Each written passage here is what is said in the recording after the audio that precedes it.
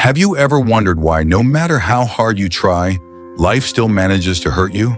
Why every wall you build, every mask you wear, eventually crumbles under the weight of a single word, a single rejection, a single silence? We are taught to be strong, to be untouchable, to rise above pain. But no one teaches us that pain isn't something to defeat. It is something to understand. The journey you are about to begin is not about becoming invulnerable. It's about becoming real. And in that reality, you will find a strength no armor could ever give you. From childhood, you were taught to suppress tears, suppress anger, suppress fear. You learned to smile when you wanted to scream, to stand tall when your soul was crumbling. And you succeeded, outwardly. But inside, the pain you ignored didn't disappear. It became the invisible hand shaping your choices, your reactions, your fears.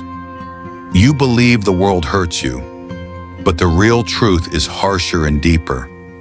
The world only awakens the wounds already living within you.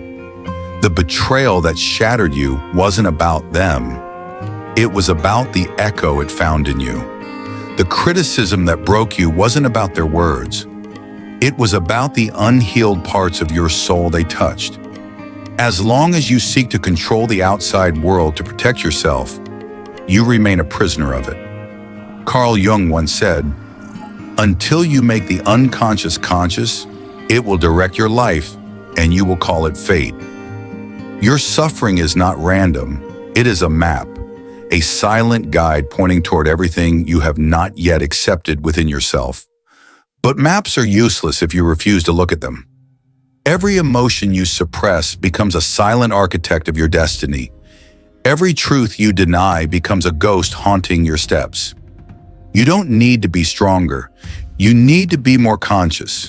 Conscious of the fears that drive you. Conscious of the pain you inherited but never questioned. Conscious of the illusions you built to survive, but that now suffocate you. And here lies the real paradox. The more you try to avoid pain, the more pain governs you.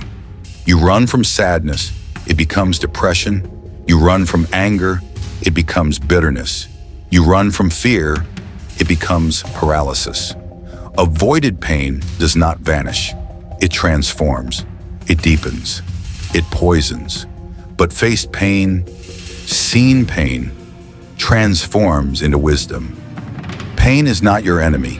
It is your neglected teacher. And every time you turn away from it, you miss a lesson that could have freed you. You were taught to be strong by being numb. But real strength is not numbness. It is feeling fully without losing yourself.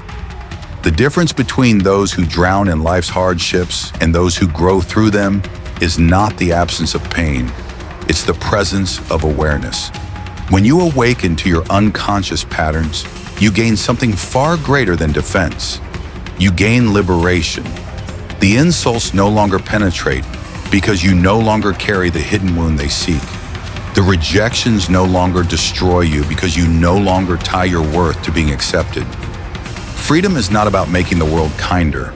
It's about making yourself whole. Jung spoke of individuation, the slow, painful, beautiful process of becoming your true self. Not the self shaped by fear, approval, or trauma, but the self born from deep inner integration. Individuation is not perfection. It is not becoming flawless. It is becoming complete. It means embracing the parts of you that cry out in shame, the parts that ache for validation, the parts you swore you would hide forever. It means standing naked before yourself and saying, "This too is me." Only then can you stop living as a reaction. Only then can you begin living as a conscious creator of your own existence. But this path is not easy, and most will never walk it. They will continue building walls. They will continue painting smiles over broken hearts. They will continue surviving instead of living. Because facing yourself requires a kind of bravery few are willing to summon. It is easier to blame, easier to numb, easier to pretend. But if you have made it this far, if something in you refuses to accept a life lived half asleep, then know this: you're ready. Ready to stop running. Ready to listen to your wounds. Ready to reclaim your life from the shadows. Awareness hurts at first. It feels like tearing off layers of skin. Because for years you identified with your defenses. You believed your pain was your enemy.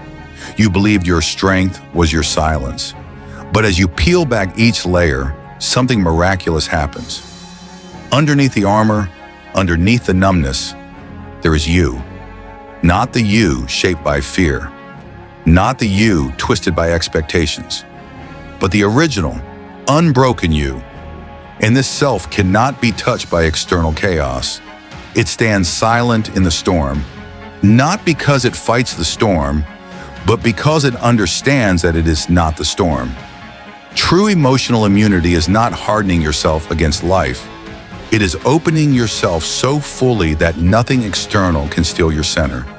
It is feeling everything without being owned by anything. It is loving without clinging. It is grieving without drowning. It is daring to be vulnerable because you know your wholeness is not dependent on anyone else.